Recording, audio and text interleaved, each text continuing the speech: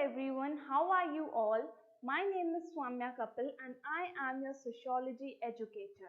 Today we will start with the fourth chapter, Change and Development in Rural Society. So let's get started with today's chapter. आज जो हम broad topics cover करने वाले हैं वो होंगे Introduction to Rural Society, Agrarian Structure in Rural India and Impact of Land Reforms. Okay, so first of all, we will start our lesson with a brief introduction of this chapter. Indian society is primarily a rural society, यानी कि यहाँ क्या कहने की कोशिश करी जा रही है कि जो हमारे इंडिया की सोसाइटी है, आपको भी पता होगा कि वो एक रूरल सोसाइटी है, यानी कि विलेजेस बहुत ज़्यादा हैं हमारे इंडिया में. The majority of India's people live in rural areas. ज़्यादातर लोग कहाँ रहना पसंद करते हैं? रूरल एरियाज में रहना पसंद करते हैं. 2001 में जो सेंसस हुआ था उसके अकॉर्डिंग 67% लोग, हमारी जो 67% पॉपुलेशन है इंडिया की, वो रूरल एरियाज में रहती है. They make their living from agriculture और रिलेटेड ऑक्यूपेशंस, यानी कि वो अपने आप को सस्टेन करने के लिए या तो एग्रीकल्चर प्रैक्टिस करते हैं या फिर बाकी के और ऑक्यूपेशंस प्रैक्टिस करते हैं. A large number of artisans such as potters, carpenters, weavers, ironsmiths and goldsmiths are found in rural areas. यानी कि फार्मर्स के अलावा जो रूरल एरियाज में बाकी ऑक्यूपेशन प्रैक्टिस करने वाले लोग पाए जाते हैं वो होते हैं जैसे आर्टिशियंस, जैसे कि पॉटर्स हो गए, कारपेंटर्स, वीवर्स, आयरनस्मिथ्स एंड गोल्डस्मिथ्स और etcetera. Rural life is also supported by many other specialist. Rural life में और भी अलग अलग तरीके के स्पेशलिस्ट होते हैं, जैसे कि क्राफ्ट पर्सन हो गए, story tellers, astrologers, priest, water distributors and oil pressers. Many people living in rural areas are employed in or have livelihoods based in rural non-farm activities. यानी कि जरूरी नहीं है कि सभी लोग, जैसे मैंने बताया कि फार्मर्स ही हो, बहुत सारे लोग या तो फार्मिंग प्रैक्टिस करके अपने आप को सस्टेन करते हैं या फिर नॉन फार्मिंग एक्टिविटीज में इंडल्ज होते हैं. For instance, there are rural residents employed in government services such as the postal and education departments, यानी कि ज्यादातर लोग पोस्टल या एजुकेशन डिपार्टमेंट्स को भी बिलोंग करते हैं. फैक्ट्रीज में वर्क करते हैं, फैक्ट्री वर्कर्स होते हैं या फिर आर्मी में होते हैं, who earn their living through non agriculture activities. ऐसे ही ये सारी नॉन कल्चरल एक्टिविटीज को प्रैक्टिस करके भी विलेज के जो लोग हैं अपने आप को सस्टेन करते हैं, अपने लाइवलीहुड को अर्न करते हैं. अब बात करेंगे एग्रेरियन स्ट्रक्चर कैसा है, रूरल सोसाइटी का एग्रेरियन स्ट्रक्चर कैसा है. हम पहले से ही जानते हैं कि जो रूरल सोसाइटी है मोस्टली एग्रेरियन बेस्ड है, यानी कि ज्यादातर लोग एग्रीकल्चर का ऑक्यूपेशन प्रैक्टिस करते हैं. और हम देखेंगे कि जो एग्रेरियन स्ट्रक्चर है उसमें कास्ट और क्लास कैसे इन्फ्लुएंस करता है रूरल इंडिया को. Agricultural land is the single most important resource and form of property in rural society. अब जो रूरल सोसाइटी के लोग होते हैं वो अपने लैंड से बहुत ज़्यादा अटैच्ड होते हैं, जिसपे वो एग्रीकल्चर करते हैं. उनका जो एग्रीकल्चरल लैंड होता है वही उनके लिए सब कुछ माना जाता है. But it is not equally distributed among people living in particular village और रीजन. लेकिन ज़रूरी नहीं है कि वो लैंड सारे जो विलेजर्स हैं उसमें उनके बीच में इक्वली distributed हो. In fact, the distribution of land holdings in most regions is highly unequal.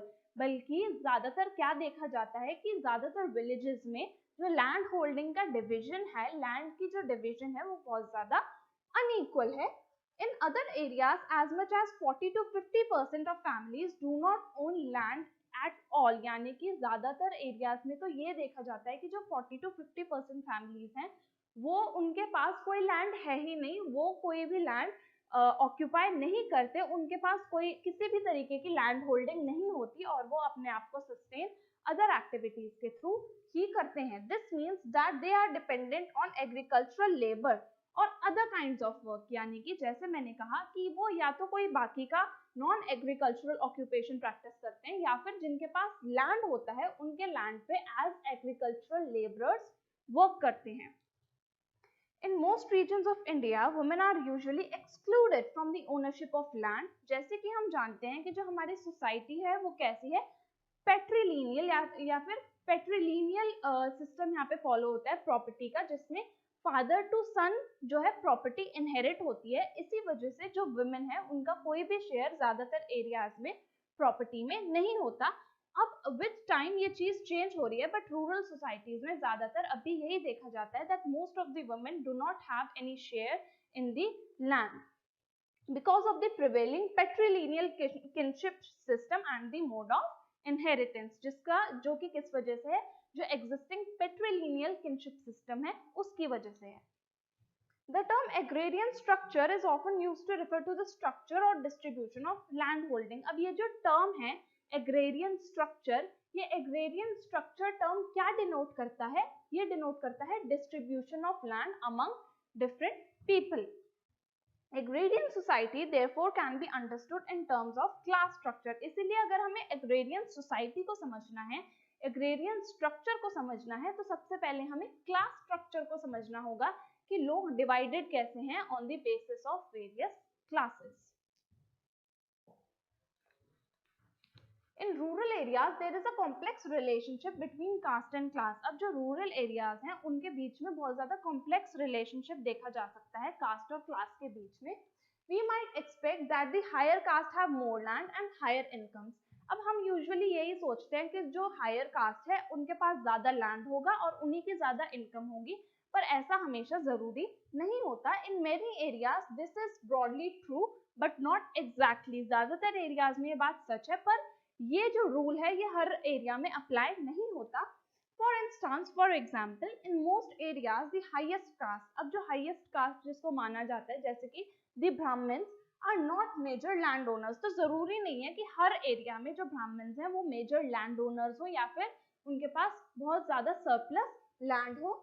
And so they fall outside the agrarian structure although they are a part of rural society. इसीलिए वो इस agrarian society का part नहीं माने जाते, इस agrarian structure में नहीं आते. हालांकि वो rural society का part जरूर है, but जरूरी नहीं है कि वो agrarian society का भी part हो.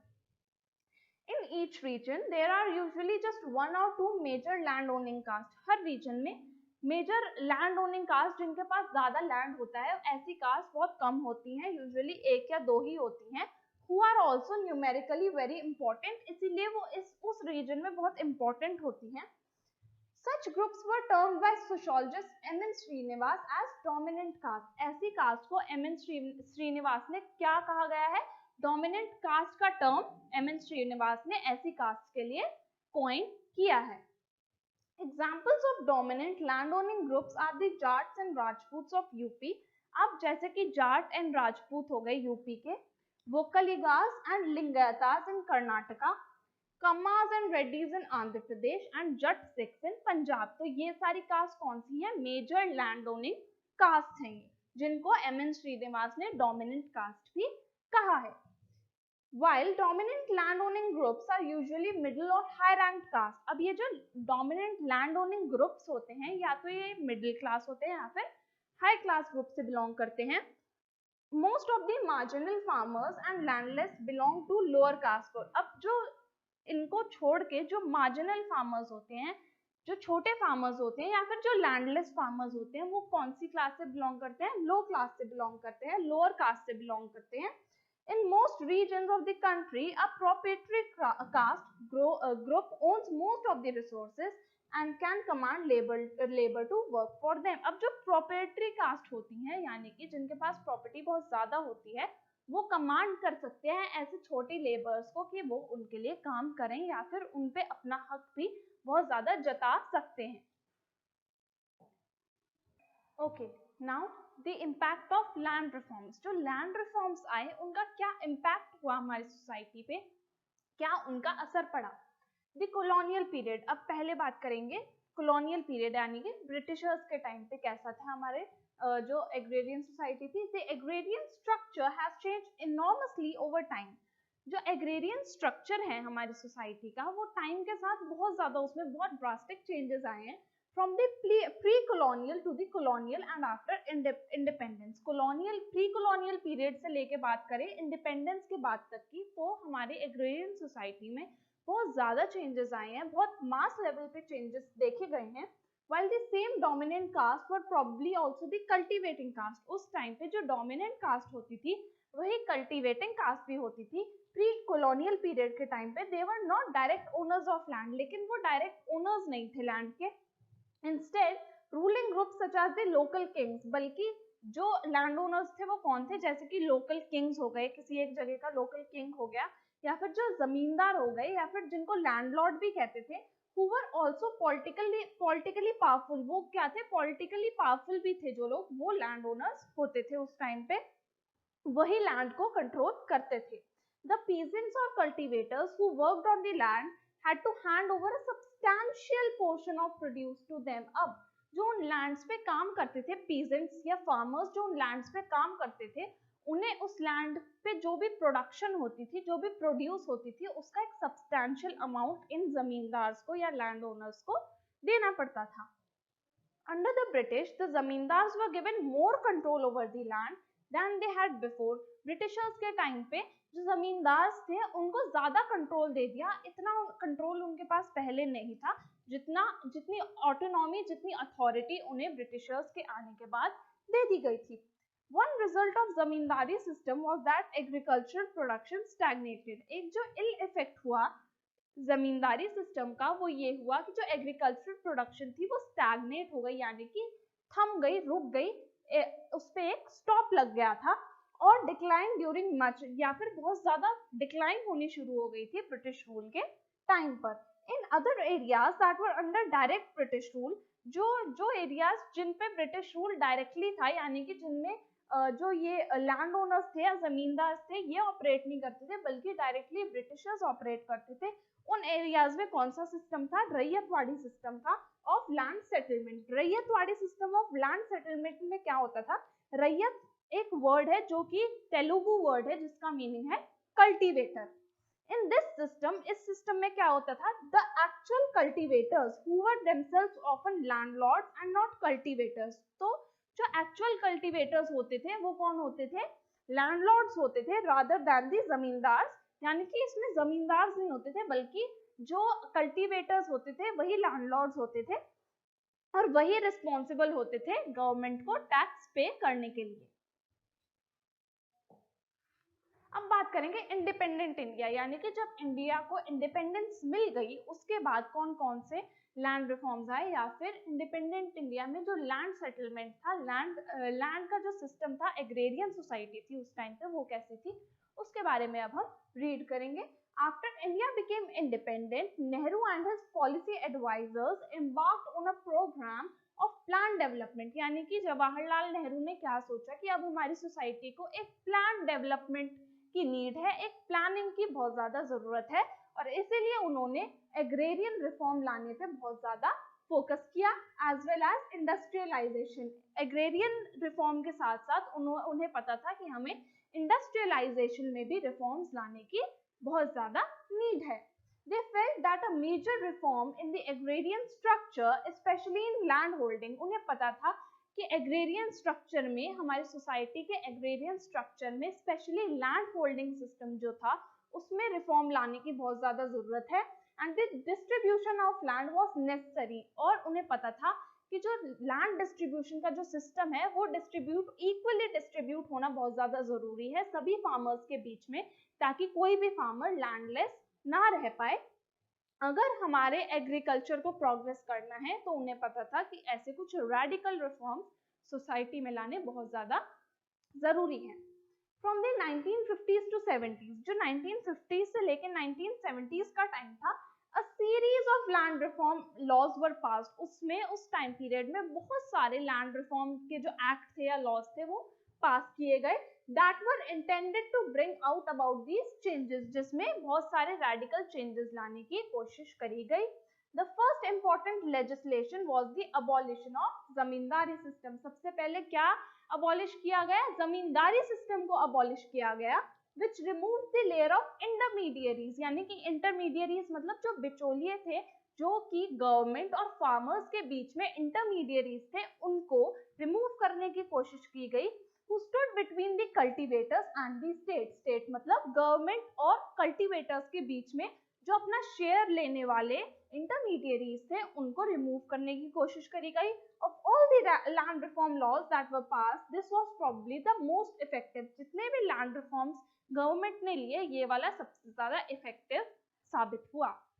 In most areas, it succeeded in taking away the superior rights of zamindars. अब काफी एरियाज में इसने जमींदार इस लॉ ने जमींदार के जो सुपीरियर राइट्स थे, जिससे वो अपनी अथॉरिटी, अपनी ऑटोनॉमी से एक्सप्लॉइट करते थे स्मॉल फार्मर्स को, वो छीन लिए over the land and weakening their economic and political power. और इससे क्या हुआ, जमींदार की जो पॉलिटिकल और इकोनॉमिक पावर थी वो बहुत ज्यादा वीक हो गई। However, zamindari abolition did not wipe out landlordism और दी टेनेंसी, या जो जमींदारी सिस्टम था उससे लैंडलॉर्डिज्म का जो सिस्टम था, यानी कि जो लैंडलॉर्ड्स होते थे वो इतना ज्यादा खत्म नहीं हो पाया, और शेयर क्रॉपिंग सिस्टम, और ना ही शेयर क्रॉपिंग सिस्टम इतना ज्यादा खत्म हो पाया, विच कंटिन्यूड इन मेनी एरियाज। सिर्फ इससे क्या हुआ, जो टॉप लेयर थी, एक जो मिडिल मैन का जो लेयर था वो रिमूव हो गई। It removed only the top layer of landlords in the multi-layered agrarian structure। और जो एग्रीकल्चर का जो स्ट्रक्चर जो मल्टी लेयर्ड बना हुआ था, वो उसकी जो लेयर्स थी वो बहुत ज्यादा कम हो गई, और जो एग्रेरियन सिस्टम था, जो एग्रीकल्चर का एक प्रोसेस था, वो और ज्यादा स्मूथ हो गया। In the third major category of land reform laws were the land sealing acts। जो थर्ड मेजर, जो सबसे मेजर जो रिफॉर्म गवर्नमेंट ने लाने की कोशिश करी, वो था in the form of land ceiling act. ये एक्ट बहुत ज्यादा इंपॉर्टेंट था, जिसमें एक अपर लिमिट सेट कर दी थी गवर्नमेंट ने, यानी कि लैंड सीलिंग मतलब सील कर लेते थे वो लैंड अगर किसी के पास एक फिक्स्ड अमाउंट से ज्यादा लैंड होता था। तो यानी कि सब, अब हर कोई ऐसे नहीं कि बहुत सरप्लस अमाउंट में लैंड अक्यूमुलेट कर सकता था अपने पास। ये क्यों किया गया था, ताकि जो स्मॉल फार्मर्स थे, जो मार्जिनल फार्मर्स थे, उनको भी कल्टीवेट करने के लिए लैंड मिल सके। पहले क्या होता था, कितने भी लोग कितनी भी अमाउंट में लैंड अपना अकोमोडेट करते रहते थे या अक्यूमुलेट करते रहते थे, जिनके पास ज्यादा पैसे होते थे वो लैंड खरीदते रहते थे, जिसकी वजह से क्या हो रहा था, जो मार्जिनल फार्मर्स थे उनके लिए लैंड कल्टीवेट करने के लिए नहीं होता था। तो इसीलिए गवर्नमेंट ने लैंड सीलिंग एक्ट को इंट्रोड्यूस किया, जिसने एक अपर लिमिट सेट कर दी थी। These laws imposed an upper limit on the amount of land that can be owned by a particular family। एक लिमिट सेट हो गई, एक अपर लिमिट सेट हो गई कि इतना पर्टिकुलर लैंड ही एक फैमिली ले सकती है, अक्यूमुलेट कर सकती है। According to these acts, the state is supposed to identify and take possessions of surplus land। यानी कि जो सरप्लस लैंड था, जिसके पास एक्स्ट्रा लैंड होता था, वो गवर्नमेंट ने कन्फिस्केट करना स्टार्ट कर दिया। On the whole, however, it can be said that the agrarian structure, although it has changed substantially from colonial times to the present, remains highly unequal। यानी कि all in all ये सब पढ़ के हम इतना ही कह सकते हैं कि हालांकि बहुत ज्यादा चेंजेस आए हैं इंडिपेंडेंस से पहले से लेके अब तक हमारे एग्रेरियन सोसाइटी में, लेकिन अब भी जो हमारा एग्रीकल्चर सिस्टम है वो बहुत ज्यादा अनइक्वली डिस्ट्रीब्यूटेड है। इसी के साथ हमारा आज का ये लेसन यहीं पे ओवर होता है। आई होप आपको हमारी आज की क्लास में मजा आया होगा, आपने एंजॉय की होगी हमारी आज की क्लास। आप हमारा लर्न करो का प्रीमियम सब्सक्रिप्शन ले सकते हैं, जिसमें आपको मिलती है live classes from any time anywhere. आप हमारी कहीं से भी लाइव क्लासेस एंजॉय कर सकते हैं। आपको सारा स्टडी मटेरियल पीडीएफ के फॉर्मेट में अवेलेबल करा दिया जाता है, तो आपको स्टडी मटेरियल या नोट्स इकट्ठा करने की टेंशन लेने की कोई भी जरूरत नहीं है। इस ऐप पे आपको सारा स्टडी मटेरियल इजीली अवेलेबल हो जाएगा पीडीएफ की फॉर्मेट में। अगर आप अकेले पढ़ने में बोरिंग महसूस करते हो तो उसकी टेंशन लेने की बिल्कुल जरूरत नहीं है। आपको एक पीयर ग्रुप में एनरोल कर दिया जाएगा, जिसमें आप अपने फ्रेंड्स के साथ, अपने पीयर्स के साथ आराम से पढ़ाई कर सकते हो। हमारे ऑनलाइन प्लस ऑफलाइन दोनों तरीके से क्लासेस चल रही है। डाउट क्लियरिंग सेशंस भी हमारे दोनों तरीके से चल रहे हैं। आपके सोशियोलॉजी के जो भी डाउट्स होंगे वो पर्सनली मैं खुद क्लियर करूंगी इसी प्लेटफॉर्म पर। और आपको सोशियोलॉजी के आंसर्स कैसे लिखने हैं, आंसर्स कैसे फ्रेम करने हैं, कितने मार्क्स के क्वेश्चन में कितना लेंथी आंसर लिखना है, कौन सी की टर्म सोशियोलॉजी की आपको यूज करनी है, वो सब आपको पता लग जाएगा मेरे साथ इसी प्लेटफॉर्म पर। आप हमारा जो ऑफिशियल ऐप है लर्न करो द लाइव लर्निंग ऐप, उसको डाउनलोड कीजिए, हमें टेलीग्राम पर भी ज्वाइन कीजिए, दोनों के लिंक डिस्क्रिप्शन बॉक्स में गिवन है। अब मैं आपसे मिलूंगी अगली क्लास में, जिसमें हम पढ़ेंगे ग्रीन रेवोल्यूशन के बारे में, क्या क्या कॉन्सिक्वेंसेस हुए रूरल सोसाइटी में ग्रीन रेवोल्यूशन के। So I will see you in the next class. Till then take care, bye bye.